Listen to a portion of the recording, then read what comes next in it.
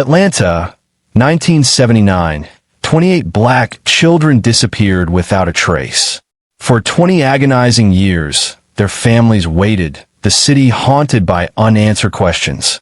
Then, a forgotten building yielded a disturbing discovery, promising to finally unearth the horrifying truth behind the silence.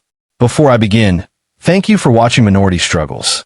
Let me know in the comments, where are you watching from and what time is it there? It really means a lot to know you're here with us, sharing in these stories. We're in this together. Now, let me tell you what really happened. The summer of 1979 brought a new, terrifying fear to the black communities of a sprawling southern city. A silent predator was stealing their children, their futures. It started subtly, almost imperceptibly. A child late coming home from playing, another not showing up for choir practice. Isolated incidents at first, met with the usual parental panic, the standard police reports. But as the humid days of June bled into the oppressive heat of July, then August, the pattern became undeniable, a drumbeat of dread that grew louder with each new disappearance. One child, then two, then five, then 10. Young black faces, mostly boys, some girls from different neighborhoods, but all from the same vulnerable heart of the city, vanishing as if plucked from the earth by an unseen hand. Isaiah Thomas, 32 years old, a man whose strength was usually measured in the honest sweat of his brow as a foreman at the local textile mill, found his world contracting to a single, unbearable point of focus. His 10-year-old son, Malik. Malik was a whirlwind of bright energy, his laughter a constant melody in their small, tidy home. He loved drawing sprawling cityscapes filled with his own superhero creations and could spend hours lost in the intricate worlds of his comic books. On a sweltering Tuesday afternoon in late July, Malik had gone to the neighborhood playground, a well-worn patch of green just 3 blocks away, promising his mother he'd be back before the streetlights flickered on. He never returned. The initial hours after Malik failed to come home were a blur of escalating panic for Isaiah and his wife, Sarah. Calls to friends' houses yielded nothing. A frantic search of the playground as dusk settled revealed only a discarded juice box and the ghostly creak of empty swings. By nightfall, they were at the precinct, their voices hoarse, their faces etched with a terror that was becoming tragically familiar to the officers on duty. Captain Frank Brody, the man in charge of the precinct's detective squad, was a veteran officer, his demeanor a practiced blend of weary authority and brusque efficiency. He listened to Isaiah's desperate account with a stolid patience that felt, to Isaiah, like a profound and chilling indifference. Mr. Thomas, Brody had said, his voice gravelly, kids wander off, especially in the summer. He'll likely turn up by morning, probably got sidetracked with his buddies. Malik wouldn't do that, Isaiah had insisted, his voice tight with the effort of holding back a scream. He knows the rules. He's not that kind of boy. Someone took him. Someone has to be looking for him properly. But properly was a subjective term. In those early days of the crisis, before the sheer number of missing children became an undeniable, headline-grabbing catastrophe, each disappearance was treated largely in isolation. Resources were thin, particularly for cases emanating from the city's poorer black neighborhoods. The Minority Struggles theme played out not in overt, shouted slurs, but in the quiet, systemic ways a child's life seemed to be valued less, their absence investigated with less urgency. There was an unspoken, insidious assumption that these children were perhaps more prone to running away, or that their communities were inherently more chaotic, their disappearances somehow less shocking, less worthy of an all-out citywide response. Isaiah refused to accept this. He took leave from the mill, his days becoming a relentless cycle of printing homemade flyers with Malik's smiling school picture, organizing search parties with other terrified parents from his church and neighborhood, and hounding Captain Brody's office for any scrap of news. He walked the streets Malik had walked, his heart a stone in his chest, calling his son's name into alleys and abandoned lots, each unanswered call a fresh wave of despair. He quickly learned he was not alone in his nightmare. In church basements and community centers, parents gathered, their faces masks of grief and mounting anger. They shared stories, compared notes, their individual tragedies coalescing into a terrifying collective realization. Something monstrous was happening to their children. The number kept climbing. By the end of August, it was 12. By October, nearly 20. Each new missing child poster that appeared on a lamppost or in a shop window was another nail in the coffin of the community's sense of security. The city, initially slow to acknowledge the scale of the crisis, was finally forced to react as the numbers became undeniable and the media, spurred by the community's increasingly vocal outrage, began to pay closer attention. Task forces were announced, press conferences held. Captain Brody, his face grim, would speak of every available resource being deployed, yet for families like Isaiah's, the words felt hollow. The searches felt disorganized, the leads few and far between. Theories abounded: a lone predator, a cult, something even more sinister, but no arrests were made, no children returned. Isaiah watched his wife, Sarah, retreat into a shell of silent grief, her vibrant spirit dimming with each passing week. He tried to be strong for her, for their older daughter, Imani, who was trying to navigate her own teenage fears while her parents were consumed by Malik's absence. But inside, Isaiah was crumbling. The image of Malik's empty bed, the sight of his untouched drawings, the echo of his laughter in the silent house. These were daily tortures. By the time the first snow flurries of a bleak December dusted the city in 1979, 28 black children had vanished. 28 futures stolen. 28 families plunged into an abyss of not knowing. The city was on edge, a place of whispered fears and locked doors. For Isaiah Thomas, the year had not just been one of stolen children. It had been the year his hope was systematically, brutally dismembered, leaving behind only the raw, exposed nerve of a father's unending love and a desperate, burning question. Where was his son? The answer he could not have known lay hidden, waiting in the cold, dark heart of a forgotten warehouse, biding its time. The raw, gaping wound of 1979 eventually, inevitably, began to scar over for the city at large. The headlines faded, replaced by new crises, new political battles, new triumphs and scandals. The task forces, once bustling with a semblance of urgent activity, were quietly downsized, then officially disbanded. The 28 missing black children, once the subject of nightly news reports and frantic community meetings, slowly receded into the city's collective memory, becoming a sorrowful footnote, a grim local legend whispered about in hushed tones. The lost generation of '79. For the families, however, time offered no such easy forgetting. It merely stretched their anguish into a chronic, unyielding ache. Isaiah Thomas, who had been a robust 32 when his son Malik was stolen, aged in ways that years alone could not account for. The vibrant energy that had once defined him, the easy laughter that had filled his home, was extinguished, replaced by a quiet, almost monastic intensity.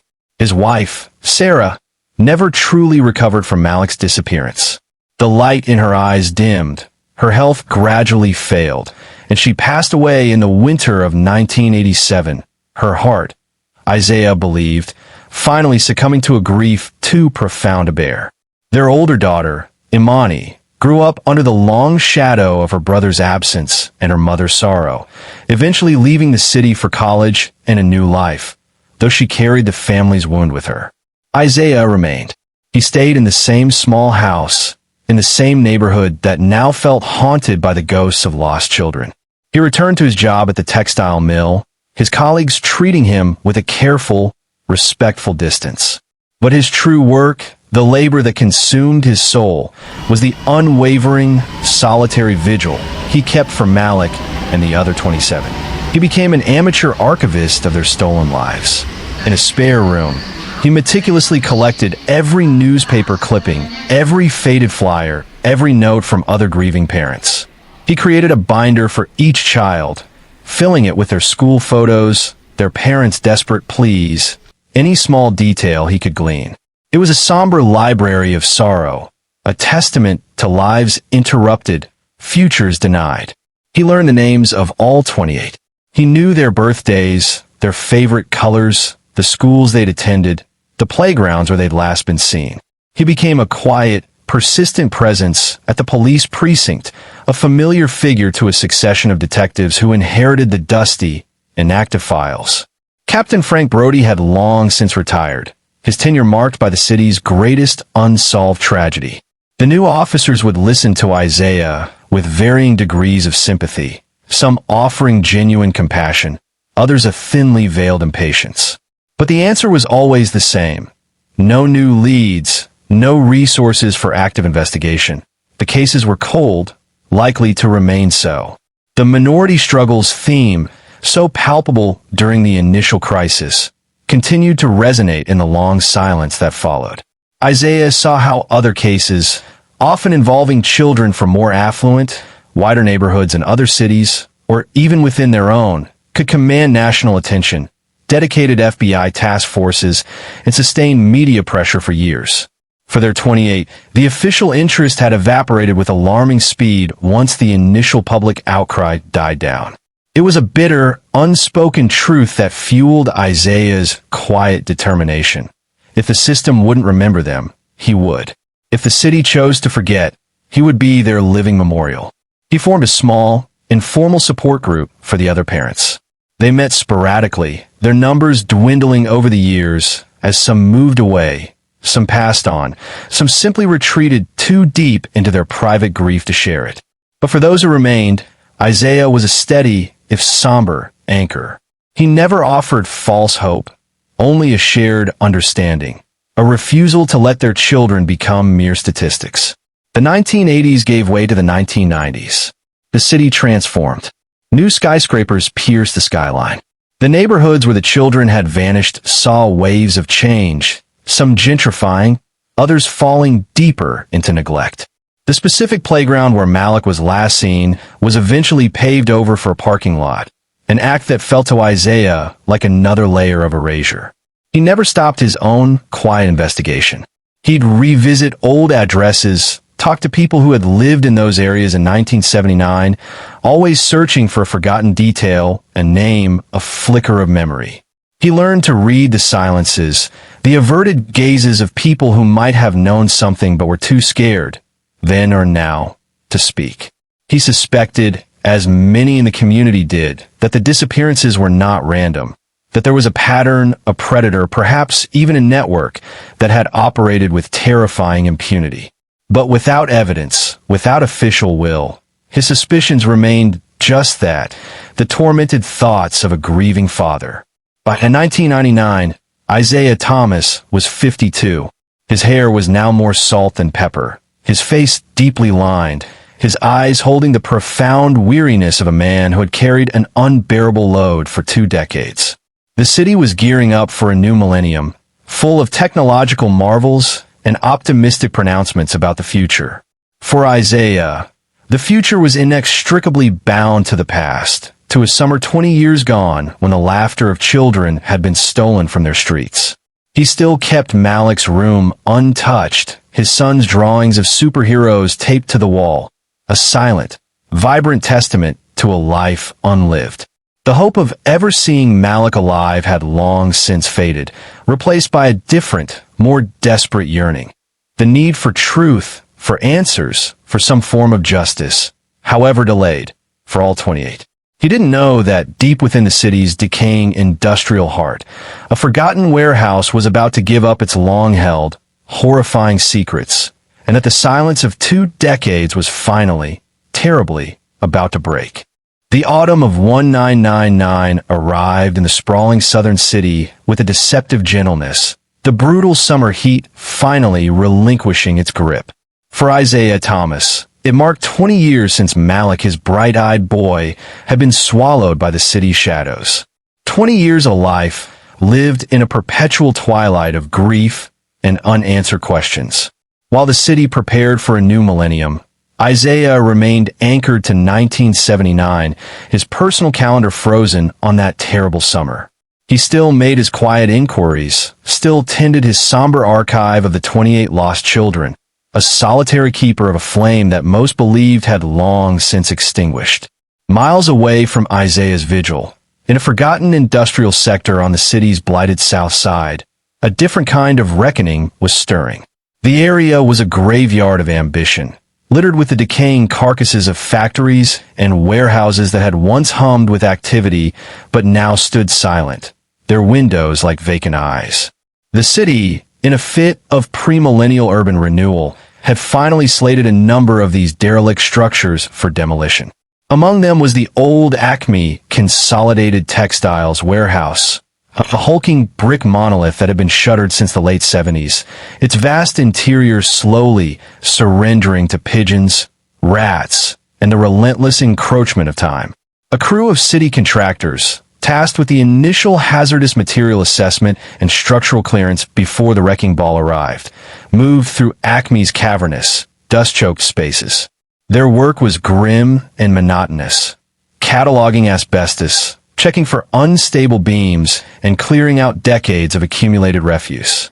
On a cool Tuesday morning in late September, two workers, Earl and Jimmy, were assigned to a remote, ground-floor section of the warehouse that, according to faded blueprints, had once housed administrative offices but now appeared to be just a series of collapsed internal walls and mountains of debris. "Smells like something died in here about 100 years ago," Jimmy muttered, pulling his dust mask tighter as he wrestled with a large, rotted wooden beam. Earl grunted in agreement, his crowbar prying at a section of fallen brickwork.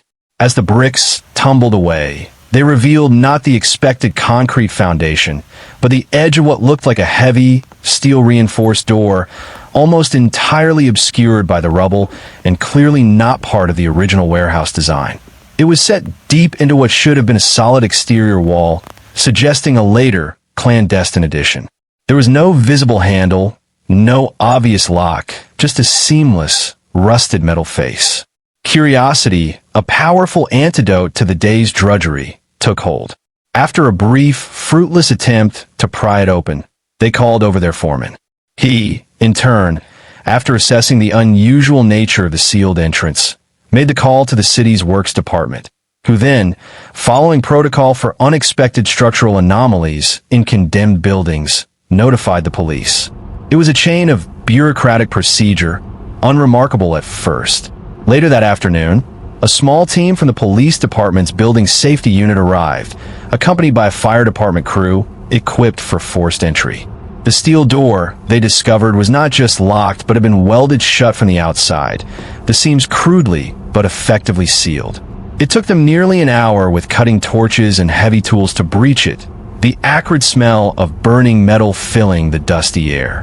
When the door finally groaned open, revealing a dark, narrow passage beyond, the first thing that hit them was the smell, a dry, musty, almost suffocating odor of age, decay, and something else, something indefinably unsettling.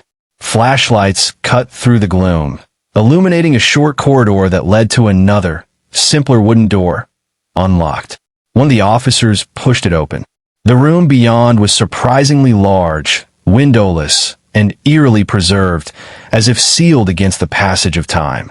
And it was filled, not with industrial equipment or forgotten office furniture, but with rows upon rows of makeshift shelves, constructed from old crates and planks of wood.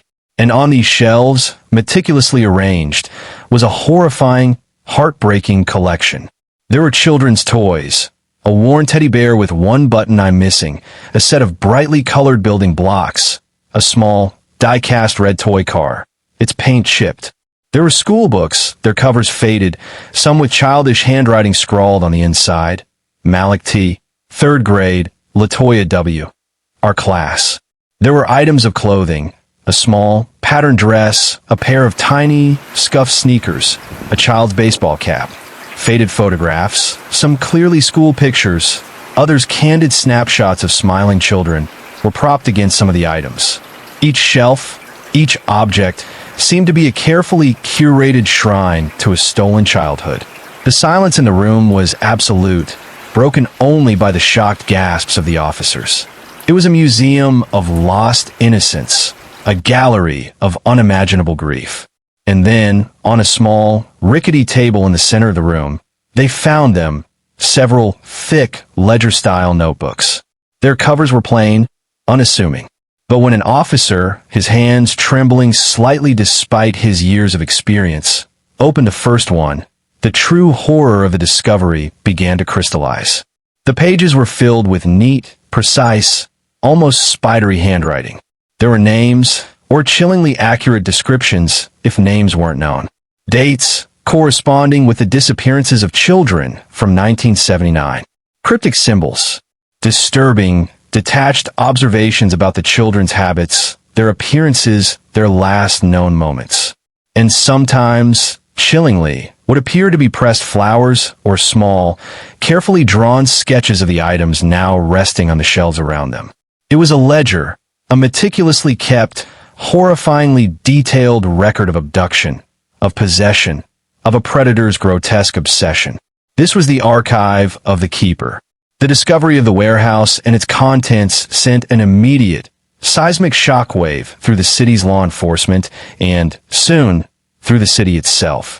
This wasn't just a collection of lost items. It was a direct, tangible link to the 28 missing children of 1979, a potential Rosetta Stone to deciphering one of the city's most painful and enduring mysteries.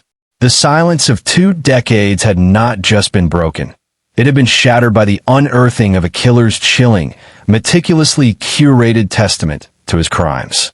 The discovery inside the sealed room of the Acme Consolidated Textiles warehouse did not just send a shockwave through the city's law enforcement.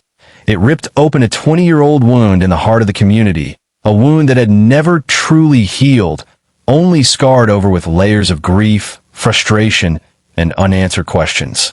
The news, initially contained within official channels, inevitably leaked, and soon the city was ablaze with speculation, horror, and a renewed, agonizing focus on the 28 missing of 1979.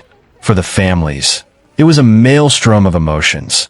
The terror of what might finally be confirmed, the faint, flickering hope of answers, and the bitter resurgence of anger at a system they felt had failed their children 2 decades prior. Isaiah Thomas, now 52, received the call from a somber-voiced police captain in his small, quiet home. The captain spoke of a significant development in the cold cases from 1979 of items recovered that might pertain to multiple victims, including his son, Malik. Isaiah listened, his hand gripping the telephone receiver so tightly his knuckles were white, the years of stoic composure threatening to shatter. A warehouse, children's belongings, ledgers. The words were clinical, official, yet each one landed like a hammer blow. Within days, a high-profile, multi-agency task force was assembled, a stark contrast to the under-resourced and seemingly indifferent efforts of 1979. At its head was Detective Vincent Holloway, a respected black officer in his mid-40s, known for his sharp intellect, quiet tenacity, and a deep, personal understanding of the community's long-held pain. He had been a young man himself in 1979, living in the city, and remembered the oppressive atmosphere of fear that had gripped his neighborhood. This case, he knew, was more than just another cold file. It was a reckoning. One of Detective Holloway's first calls was to Isaiah Thomas. He didn't just want Isaiah's formal identification of any items potentially belonging to Malik. He recognized the immense, invaluable archive of knowledge Isaiah had painstakingly assembled over 20 years. Isaiah, with his binders filled with clippings, photos, and notes on all 28 children, his quiet network of connections with other grieving families, was not just a victim's father. He was a living historian of the tragedy. The warehouse itself, now a sealed and heavily guarded crime scene, became the epicenter of a massive forensic operation. Teams meticulously cataloged every toy, every school book, every scrap of clothing, searching for DNA, fingerprints, any trace evidence that might have survived 2 decades in the sealed, musty environment. The sheer volume of items was overwhelming, each one a poignant symbol of a life cut short. The air in the makeshift command post set up nearby was thick with a grim determination. But the true heart of the investigation, the key that everyone sensed might unlock the monstrous puzzle, lay in the several thick ledger-style notebooks found on the rickety table. the archive of the keeper. Detective Holloway assigned his best analysts, including forensic linguists and profilers, to the task of deciphering their contents. Isaiah Thomas, after providing a heart-wrenching identification of Malik's chipped red toy car and a worn copy of his favorite superhero comic book from among the recovered items, was invited to consult, his familiarity with the children's names, their schools, their neighborhoods, proving invaluable. The ledgers were a journey into a deeply disturbed mind. The handwriting was neat, almost obsessively precise, a chilling contrast to the horror it described. Some entries were straightforward lists, names, or, if unknown, detailed physical descriptions, dates corresponding to the disappearances, locations where the children were last seen. Others were more narrative, filled with disturbing, detached observations about the children's routines, their perceived vulnerabilities, their essence. There were cryptic symbols, strange numerical sequences, and sometimes pressed flowers or small, unsettlingly delicate sketches of the items that had been collected and placed on the warehouse shelves. It was a labyrinth of chilling detail, a map of a predator's world. The term "the keeper" quickly became the task force's internal name for their unknown subject, a moniker that captured the possessive, almost curatorial nature of the hidden warehouse. The ledgers didn't immediately reveal a name or a clear motive beyond a grotesque desire to collect and control. There were no straightforward confessions, no boastful declarations. Instead, it was a meticulous, almost scientific cataloging of stolen lives. Isaiah Thomas spent hours with Detective Holloway and his team, poring over photocopies of the ledger pages, his heart aching with each familiar name, each detail that brought back the vibrant reality of a child now reduced to an entry in a killer's journal. He helped identify children whose names were misspelled or only alluded to by description. He provided context, remembering small details from 1979 that suddenly seemed to align with a cryptic phrase or a noted location in the ledger. His grief was a constant, dull throb, but it was now sharpened by a renewed, focused anger, a desperate need to help bring this keeper into the light. The minority struggles theme resurfaced with a vengeance as the investigation progressed. The meticulous detail in the ledgers, the sheer audacity of the warehouse collection, all pointed to a perpetrator who had operated with an unnerving confidence, perhaps believing they were immune to discovery, that their victims were invisible to the wider city. The question hung heavy in the air. How could such a monster have operated for so long, stolen so many children, without the system raising a more effective alarm in 1979? Captain Frank Brody's original investigation came under intense scrutiny. His decisions, his resource allocation, his apparent quickness to dismiss the possibility of a serial predator, all viewed through the harsh lens of this new, horrifying evidence. As 1999 drew to a close, the task force was deep within the ledger's labyrinth. They were beginning to build a psychological profile of the keeper to understand the patterns in their choices, the geography of their crimes. The warehouse items were yielding microscopic forensic clues, fibers, perhaps, or trace elements that could be cross-referenced if a suspect was ever identified. The city waited, holding its breath, as Isaiah Thomas and Detective Holloway descended deeper into the chilling archive, searching for the name, the face, the truth behind the 20-year reign of the keeper. The silence had been broken, but the whispers from the warehouse were just beginning to tell their terrible story. The new millennium approached, but for the task force assembled in the heart of the sprawling southern city, time seemed to have rewound to 1979. The makeshift command post, set up near the sealed-off Acme Consolidated Textiles warehouse, buzzed with a grim, focused energy. Days turned into weeks, then months, as Detective Vincent Holloway, Isaiah Thomas, and a dedicated team of analysts, profilers, and forensic specialists immersed themselves in the chilling legacy of the keeper. The warehouse, with its meticulously arranged relics of stolen childhoods, had been processed with painstaking care, each item bagged, tagged, and examined for any lingering trace evidence that modern science might coax from 2 decades of silence. But it was the ledgers, several thick, bound volumes filled with the killer's neat, spidery script, that consumed their every waking hour. Isaiah Thomas, his face a mask of stoic grief, became an almost permanent fixture at the command post. He moved with a quiet dignity, his presence a constant, somber reminder of the human cost of evil they were dissecting. For him, each page of the photocopied ledgers was a fresh torment, a clinical cataloging of the lives that had been extinguished, including that of his beloved Malik. Yet he endured, his encyclopedic knowledge of the 28 victims, their families, their last known movements, proving invaluable. He could put a face, a personality, a cherished memory to the often cryptic descriptions or initials the keeper had used. The ledgers were not a straightforward confession, but something far more disturbing, a detailed, almost ritualistic chronicle. The keeper had recorded dates, times, observations of potential victims, notes on their routines, their apparent vulnerabilities. There were sketches of locations, playgrounds, street corners, bus stops, often annotated with symbols whose meanings the team struggled to decipher. Some pages contained pressed flowers or leaves, collected, it seemed, from the places where children were last seen or perhaps where their belongings were later found.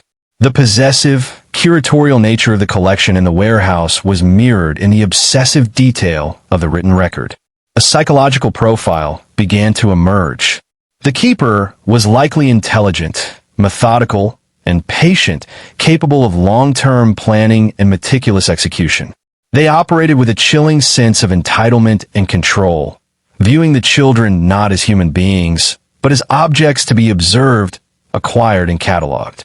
The language in the ledger was detached, almost scientific at times, interspersed with passages of a more grandiose, almost philosophical nature, hinting at a twisted personal ideology or justification for their actions. There was no clear indication of remorse, only a cold, precise documentation. The forensic linguists noted peculiarities in phrasing, recurring words, and a distinctive style of handwriting that, while neat, had certain unique flourishes. They searched for any linguistic links to known local figures from 1979, cross-referencing old city directories, employment records, and even church congregation lists that Isaiah had managed to preserve. The task was monumental. Detective Holloway focused his team on trying to extract actionable intelligence from the ledgers. Were there patterns in the victims chosen? Did the keeper operate in specific geographical zones? The map sketches, once overlaid with modern city maps and Isaiah's historical knowledge of how neighborhoods had changed, began to suggest a hunting ground, a comfort zone for the perpetrator. One of the most promising avenues came from entries detailing the keeper's observations of children from a distance, sometimes noting specific vantage points. The team revisited these locations, now vastly altered by 20 years of urban development, trying to imagine what they looked like in 1979.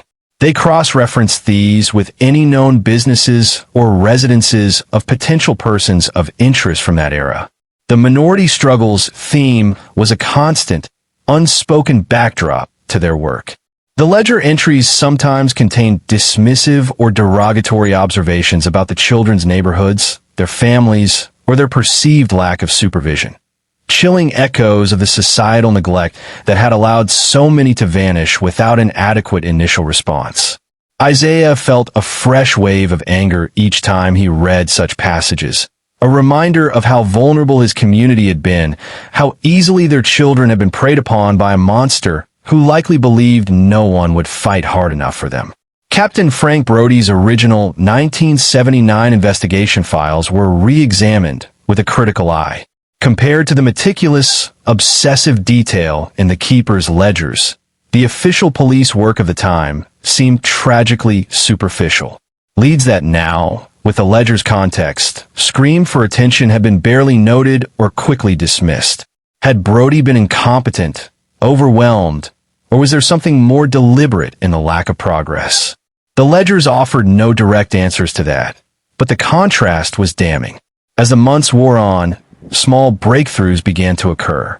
A recurring symbol in the ledger was tentatively identified by a historian as possibly linked to an obscure, defunct local fraternal organization from the mid-20th century. This opened a new, albeit tenuous, line of inquiry into its past membership. Fibers found on some of the warehouse items, though degraded, were carefully analyzed, creating a database that might one day match something if a suspect's environment could be identified. The ledgers also hinted at a possible profession for the keeper, someone who had a reason to be in various neighborhoods. Perhaps someone who worked with children or had access to institutions like schools or community centers, or even someone in a service role that allowed them to observe without arousing suspicion. The entries spoke of schedules and opportunities, suggesting a life that allowed for periods of intense, focused activity. Isaiah Thomas, watching the painstaking work, felt a slow, agonizing shift within him. The raw grief was still there, a permanent part of his soul, but it was now accompanied by a grim, relentless focus. He was no longer just a grieving father. He was a witness, a historian, a crucial part of the machinery now grinding towards an unknown truth. The ledger was a map into the mind of the monster who had stolen his son, and with every deciphered word, every identified pattern, they were one step closer to giving that monster a name, a face, and perhaps a final, long overdue reckoning. The whispers from the warehouse were becoming clearer, more insistent, guiding them deeper into the darkness of 1979, towards the architect of so much stolen life. The painstaking work of deciphering the keeper's ledgers and analyzing the mountain of evidence from the warehouse continued relentlessly into the new year, 2000. For Detective Vincent Holloway, Isaiah Thomas, and the dedicated task force, the makeshift command post near the old Acme warehouse had become a second home, its walls papered with maps, timelines, victim photographs, and enlarged pages from the chillingly meticulous journals. The city, once again gripped by the specter of its past, watched and waited, a collective breath held for 2 decades, finally finding a ragged, hopeful rhythm.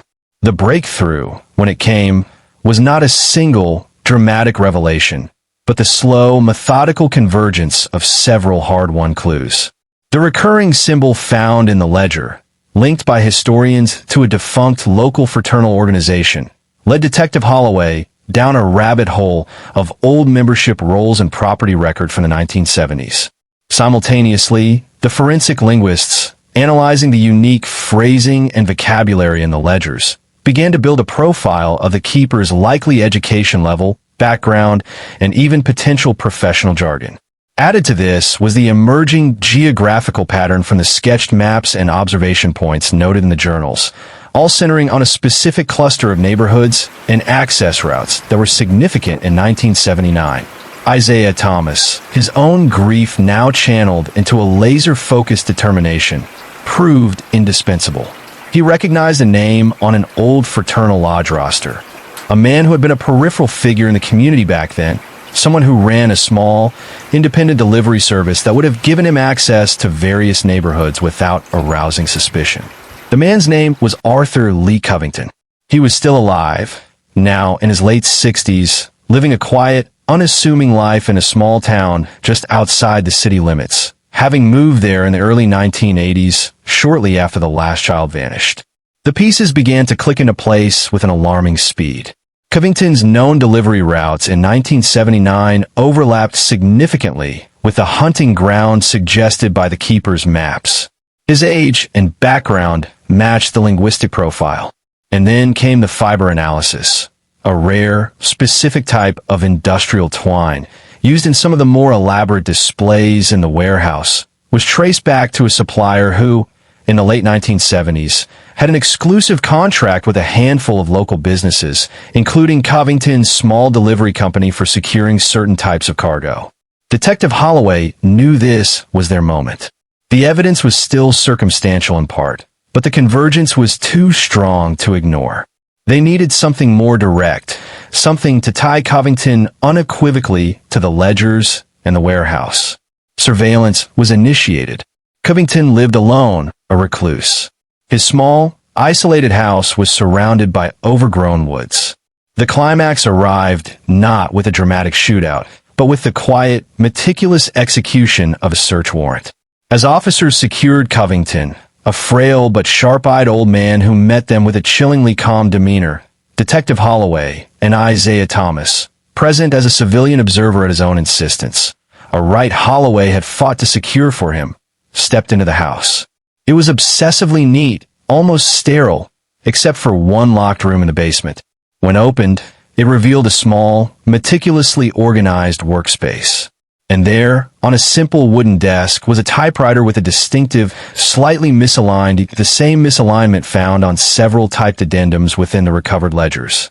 Beside it lay a collection of pens matching the ink used in the handwritten portions, and, most damningly, a fresh notebook, its first few pages filled with the same neat, spidery script, detailing recent, disturbing observations of children in his current town. The keeper had not stopped collecting, merely adapted. Arthur Lee Covington's arrest was swift.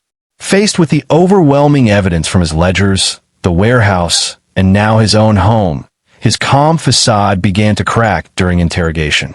He never offered a full, emotional confession, no pleas for forgiveness. Instead, with a disturbing detachment, he confirmed the ledgers were his life's work, his catalog of ephemeral beauty. He spoke of preserving moments, of understanding patterns. His motives remained a dark, tangled web of psychopathy and obsession, beyond true comprehension. The ledgers, once fully cross-referenced with Covington's known movements and other evidence, led to the tragic discovery of several unmarked burial sites in remote, wooded areas he had frequented in 1979 and 1980. Not all 28 children were found. Some, the keeper chillingly implied in his writings, were lost to the river, their fates sealed by the waters. But for several families, including Isaiah Thomas, the agonizing wait for a final resting place for their child came to an end. Malik's remains were among those recovered, identified through dental records and, later, DNA comparison with Isaiah. The trial of Arthur Lee Covington was a somber, horrifying affair, laying bare the full extent of his decades-long reign of terror. The ledgers, presented as evidence, shocked the city anew.